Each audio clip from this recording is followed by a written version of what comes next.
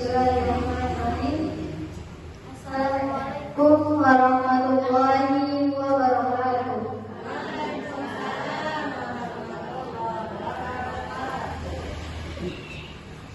Alhamdulillahirabbil alamin wa bihi nasta'inu ala umuri dunya waddin. Assalatu wassalamu ala asyrofil anbiya'i wal mursalin wa ala alihi wa sahbihi ajma'in. Yang terhormat kepada orang tua sekaligus guru saya yakni Ibu Hajar Marwah, dan yang terhormat kepada pimpinan Majelis Taklim Al-Hidayah yakni Ibu Hajar Arya, dan yang terhormat kepada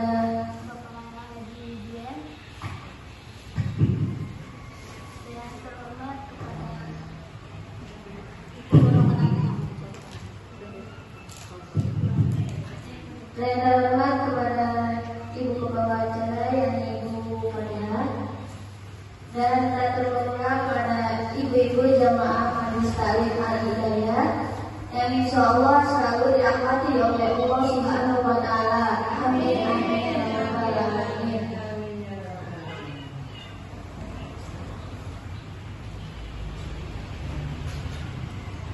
Segala puji hanya milik Allah.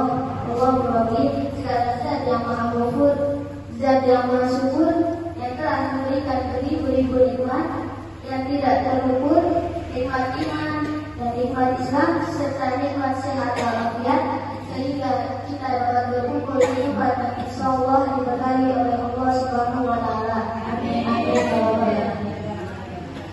Seandainya lautan yang di muka bumi ini Allah jadikan sebagai bintang, lalu pepohonan Allah jadikan sebagai pena, dan dedaunan Allah jadikan sebagai kertas, namun ia tidak cukup untuk menuliskan segala nikmat-nikmat yang telah Allah berikan kepada kita. Salawat serta salam semoga tercurah limpah kepada Nabi akhir zaman, seorang Nabi yang lainnya saja membuat goncangan alam semesta, membuat heboh para malaikat Allah Subhanahu wa taala, yang kalau bukan karenanya tidak akan Allah menciptakan alam semesta tersebut. Siapakah dia? Tidak lain dan tidak bukan, yakni Nabi besar kita Nabi Muhammad. Semoga keluarganya, sahabatnya, dan kita sebagai kaumnya yang mengikuti sunnah-sunnahnya semoga mendapatkan syafaatnya. Amin amin ya rabbal alamin. Di sini saya ingin belajar berpidato. Sudah memahami judul Ibu. Di sini saya akan menyampaikan ceramah yang berjudul 5 kesalahan yang menjadi penghambat rezeki. Ibu-ibu pernah nggak sih merasa kurang dan terus merasa tidak cukup atas apa yang menjadi ketentuan Allah?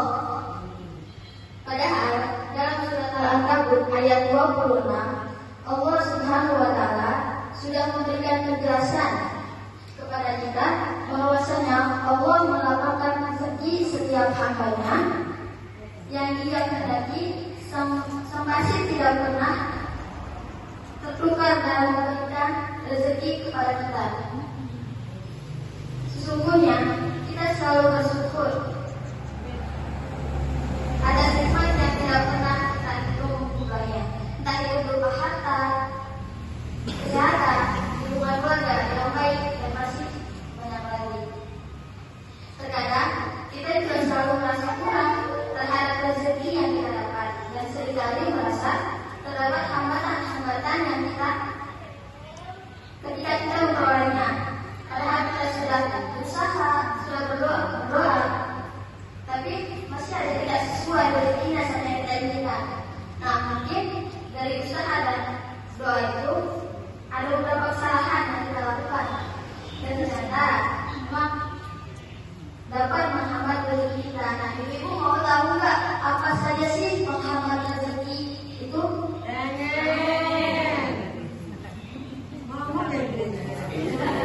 Kalau rahasianya penghambat rezeki yang terus dan terima. Nah, sios si pertama itu lalai dalam ibadah. Nah, kalau ibu-ibu pengen rezeki lancar, berlimpah, jangan pernah lalai dalam sholat. Dalam ibadah, ketika sudah sholat, dengan suara azan, dengan suara azan di masjid atau di musola, segeralah menunaikan sholat dan tinggalkan aktivitas yang sedang kita kerjakan. Nah, dari imam dan waktu sholat, waktu azan, ibu-ibu sudah dimasak, terus azan dengar suara azan. Ibu-ibu mungkin, nanti dulu lagi masak takut gosong masakannya. Ibu-ibu lagi tandur misalnya, lagi tandur terus lagi nyulik. Masuk waktu sholat, terus ada azan. Nah, ibu-ibu malah, kita kabel sekali dari kabel. Nah, padahal saat yang paling mudah itu, paling mudah di imannya doa itu saat azan atau iqamah. Dan iqamah. Jadi apabila sudah terdengar suara azan, segera ambil wudu. Lalu ibu-ibu laksanakan sholat tauhiyah. Nah, setelah selesai melaksanakan sholat tauhiyah, ibu-ibu langsung berdoa dan minta dibukakan pintu rezeki yang berkah dan berlimpah. Nah, setelah doa, ibu-ibu langsung melaksanakan sholat fardu. Nah, ini dari dalam bersama sendiri, ibu jangan pernah meninggalkan waktu yang telah diwajibkan oleh Allah Subhanahu wa Ta'ala, yakni sholat lima waktu. Nah, poin yang kedua itu adalah sombong dan tidak berbagi. Nah, sifat sombong kan seringkali ya susah banget dihindari dari kita. Nah, ketika sudah mencapai kesuksesan, terkadang secara tidak langsung kita itu menjadi sombong dan lupa untuk berbagi kepada orang yang lebih membutuhkan. Padahal roda-roda kehidupan itu terus berjalan. Tidak selamanya kita berada di atas dan tidak selamanya kita berada di bawah.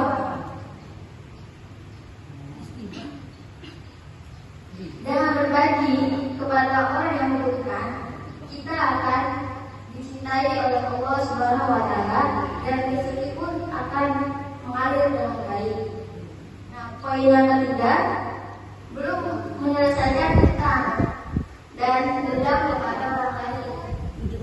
Nah, kesalahan yang menghambat rezeki kepada kita itu ialah hutang yang belum dibayar ataupun hutang yang kita tunda-tunda pelunasannya. Nah, meminjam uang orang lain namun lupa untuk mengembalikannya. Nah, mulai dari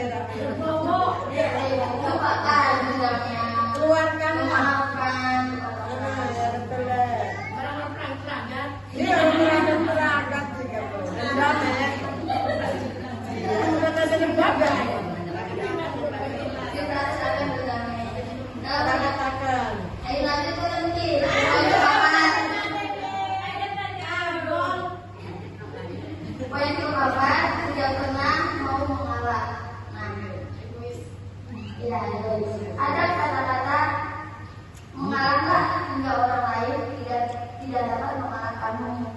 Nah, ungkapan ini dapat menjadi acuan atau motivasi tersendiri untuk kita. Nah, seringkali kita merasa menang dan cukup ketika bisa memenangkan sesuatu. Padahal tidak semua perkara harus dimenangkan. Terkadang meskipun benar, itu kita perlu tetap mengalah untuk menghindari perpecahan. Dahsyatnya mengalah pun dijanjikan surga oleh Allah Subhanahu wa Ta'ala.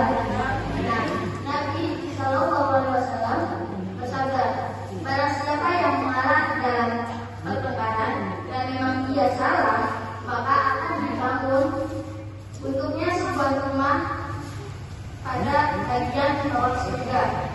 Dan barang siapa yang mengalah pada hal dia benar, maka akan dibangunkan untuknya rumah pada bagian tengah surga. Semoga dalam akhlak baik ini rezeki kita senantiasa dipermudah oleh Allah Subhanahu wa Ta'ala. Nah, poin yang kelima, yang terakhir itu gemar berbuat curang, berkhianat, dan selingkuh. Nah, ketiga perbuatan ini itu dapat menghambat rezeki dan semakin membuat sempit kehidupan kita. Nah, mungkin tidak terasa dampaknya. Di saat kita melakukan ketiga perbuatan ini, itu tidak langsung terasa dampaknya. Tapi setelah kita melakukan ketiga perbuatan ini, nah barulah dampak itu terasa pada diri kita. Nah, perbuatan ini dapat membahayakan diri kita dan dapat merugikan orang lain yang sudah kita perbuatan tersebut. Nah, ketiga perbuatan kita ini dapat menyeret kita kepada kesengsaraan dunia dan akhirat. Alhamdulillah ini juga. Nah, mungkin cukup